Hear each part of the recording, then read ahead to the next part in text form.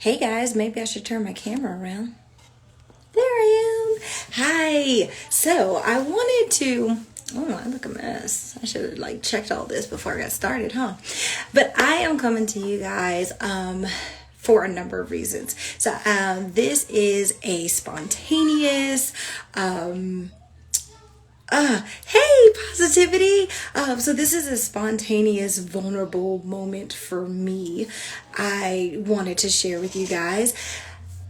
So yesterday was an amazing day for me. My birthday was on Sunday. I just turned 36 years old. I had a great weekend. My husband allowed me to live out a lifelong dream of learning to do archery. So I did archery on Saturday. Sunday I relaxed with the fam. Yesterday I went and had a massage and facial. Oh my gosh, I was feeling like super fancy, right?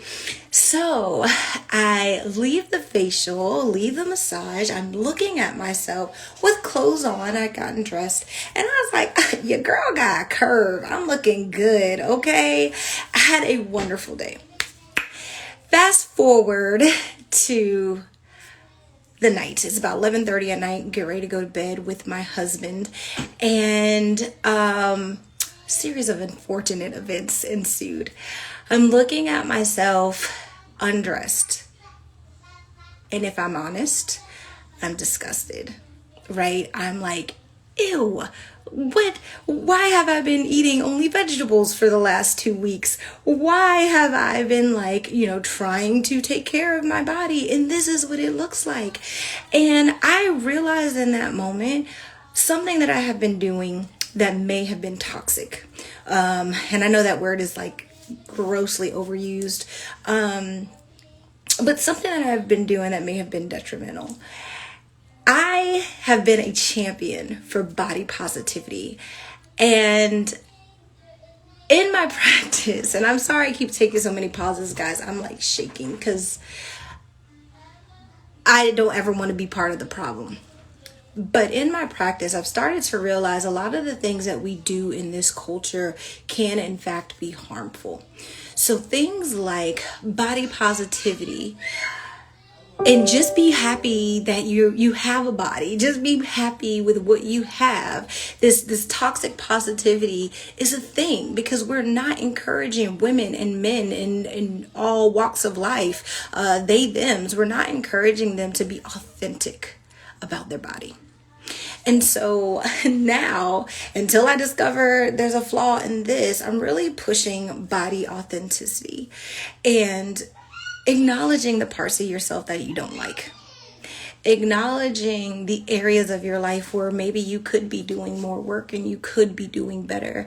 But then taking baby steps, slow, deliberate steps to make those things happen. So this is a spontaneous moment. Haven't even thought about what I would say to you all.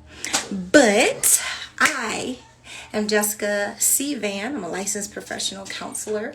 I help women to enhance their sexual experiences through learning to prioritize themselves. And I realize I've not been doing that.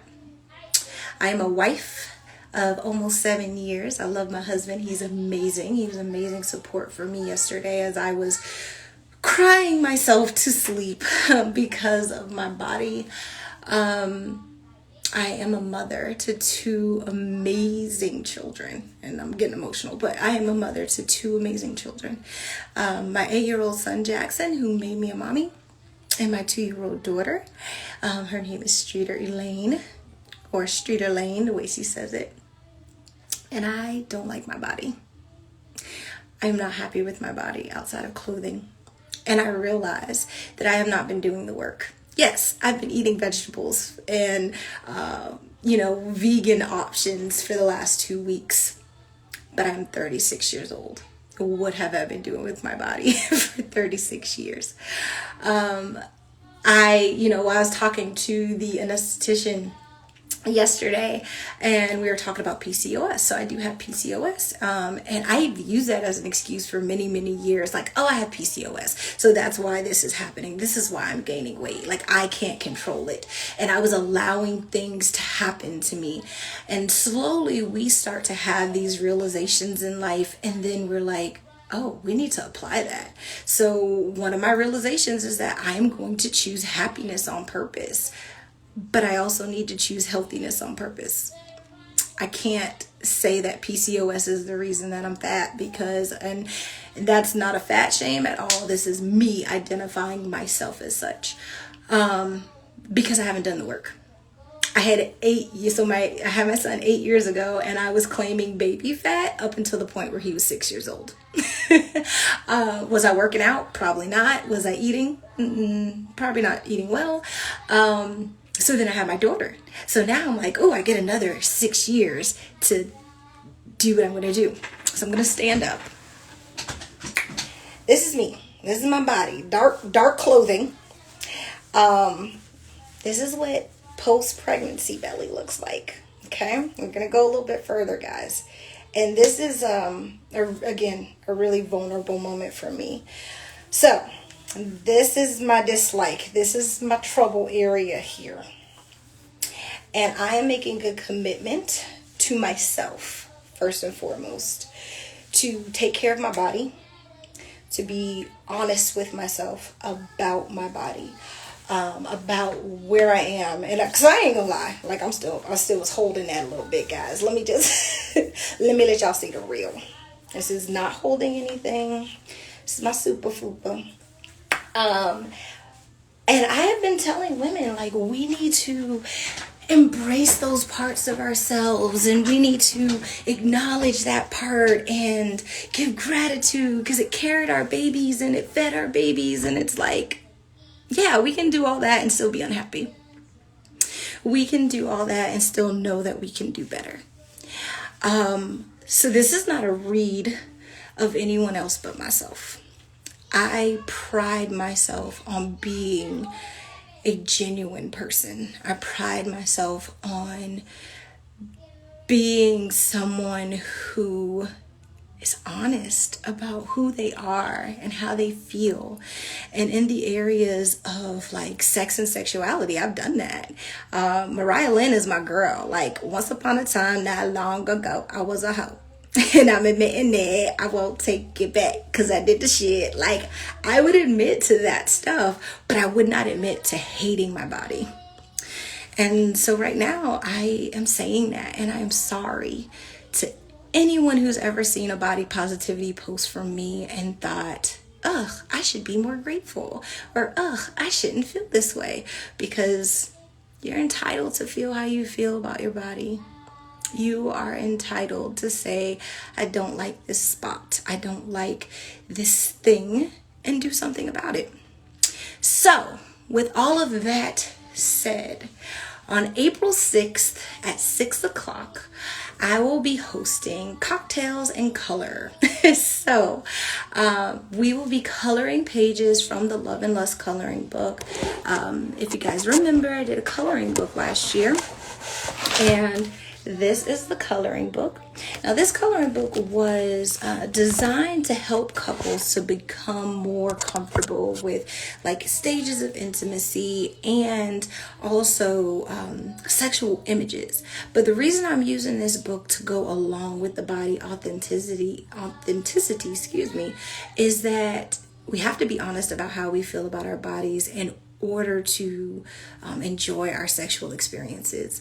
A lot of my work with women starts with reconnecting them to their bodies and talking about those things that we don't like. So again, April 6th, 6 o'clock, we're going to do Cocktails and Color, and it's just going to be a opportunity for women to support women, for women to be heard and gain some information on how to love your body. Like, as a therapist, one of the things that we probably don't say to you guys, and I might be letting out the secrets, is that you are the expert of your life. You get to say how you feel.